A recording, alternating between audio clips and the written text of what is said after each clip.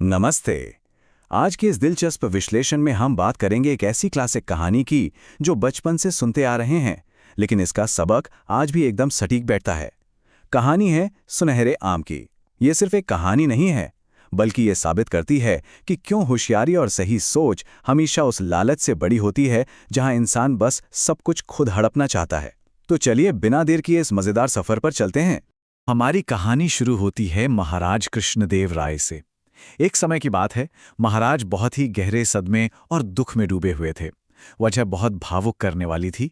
उनकी माताजी का निधन हो गया था और उनकी एक आखिरी इच्छा अधूरी रह गई थी। वो जाते जाते कुछ मीठे स्वादिष्ट आम खाना चाहती थीं। एक बेटे के तौर पर महाराज इस बात से अंदर ही अंदर घुटे जा रहे थे कि वो अपनी माँ की ये छोटी सी अंतिम इच्छा भी पूरी नहीं कर सके। और बस यहीं से शुरू होता है असली ड्रामा। दरबार के एक शाही पुजारी ने महाराज की इस कमजोरी को तुरंत भांप लिया। वो दिमाग का बहुत तेज था, लेकिन उसमें लालच कूट कूट कर भरा था। उसने रातों रात अमीर बनने का एक मास्टर प्लान बनाया। सबसे पहले उसने राजा के दुख को टारगेट किया। फिर एक अनोखी डिमांड रखी, विजयनगर के ब्राह्मणों के लिए सोने के आम। और उसने महाराज को ये पूरा यकीन दिला दिया कि बस ये दान करने से ही उनकी माँ की आत्मा को पूरी तरह से शांति मिल जाएगी। अब जो इंसान इतने दुख में हो वो क्या नहीं करेगा। महाराज इस झांसे में पूरी तरह आ गए। उन्होंने तुरंत एक शाही फरमान जारी कर दिया। एक बहुत बड़ा भोज रखा गया और ऐलान हुआ कि विजयनगर के हर एक ब्राह्मण को दान में ठोस सोने का एक पूरा आम दिया जाएगा। जरा इमेजिन कीजिए, राज्य का खजाना किस तरह पानी की तरह बहाया जा रहा था, और वो भी महज एक इंसान की चालाकी की वजह से। लेकिन वो कहते हैं ना, हर चाल की एक काट होती है। इस कहानी में वो काट थे तेनाली रामा। तेनाली अपनी गजब की हाजिर जवाबी और तेज दिमाग के लिए पूरे राज्य में मशहूर थे। जब उन्हें इस सोने के आम वाली स्कीम की भनक लगी तो उन्हें पूरा खेल समझने में एक सेकंड भी नहीं लगा। उन्होंने ठान लिया कि अब इस पाखंडी पुजारी की क्लास लगाने का सही वक्त आ ही गया है। अब यहां एक बहुत ही दिलचस्प सवाल उठता है। जरा सोचिए, जब कोई व्यक्ति इतने ऊंचे लेवल का लालच कर रहा हो, जिसने खुद महाराज की आंखों पर पट्टी बांधी हो, तो ऐसे व्यक्ति को कोई कैसे रोक सकता है, वो भी बिना किसी लड़ाई झगड़े या सीधे विरोध के। सिर्फ दिमाग दौड़ाकर इस बड़ी समस्या से कैसे निपटा जाए?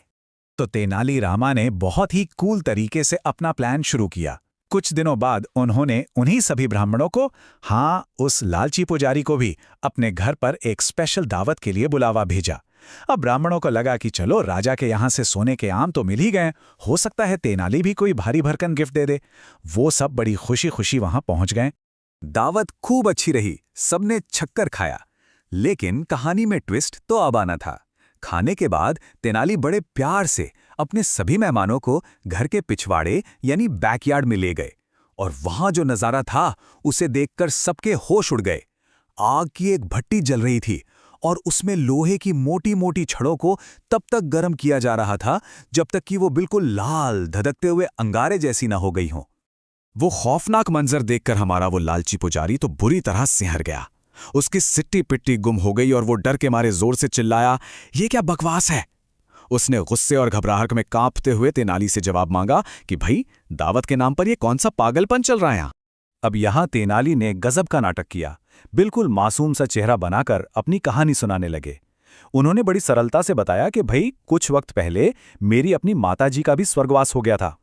उनके घुटनों में बहुत भयंकर दर्द रहता था, तो एक वैद्य जी ने उन्हें नुस्खा बताया था कि इस दर्द से हमेशा के लिए छुटकारा पाने के लिए उनके घुटनों में ये गर्म लोहे की छड़ें दागे जानी चाहिए। और फिर आया वो मास्टर स्ट्रोक। तेनाली रामा ने बिल्कुल सीरियस होकर कहा कि देखिए, मेरी माँ तो ये इलाज करवाने से पहले ही गुजर गईं, इसलिए अब उनकी आत्मा की परम शांति के लिए ये बहुत ही जरूरी है कि ये धधकते हुई गर्म छड़ें आप सभी ब्राह्मणों के घुटनों में दागी जाएं। एकदम शौक लगा ना सुन के। अब जरा इस लॉजिक को देखिए। तेनाली रामा का ये तरीका सुनने में जितना अजीब और मजेदार है, उतना ही गहरा भी है। ये बिल्कुल उस पुजारी की ही चालाकी का एक परफेक्ट आईना था।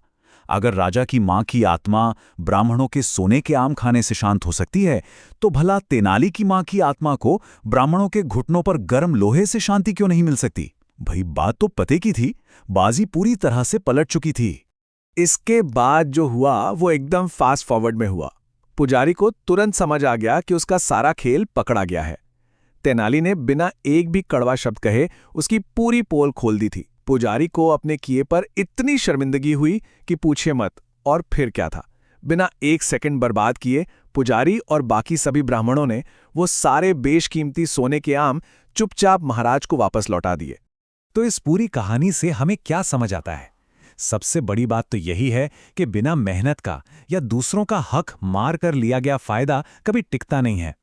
लालच आपको पल भर के लिए कोई सोने का आम तो दिला सकता है, लेकिन सही समझ और चतुराई हमेशा बुरे इरादों का पर्दाफाश कर देती है। और याद रखने वाली बात यह है कि चाहे स्थिति कितनी भी मुश्किल क्यों ना लगे, आखिर में जीत हमेशा बुद्धिमत्ता यानी विजडम की ही होती है।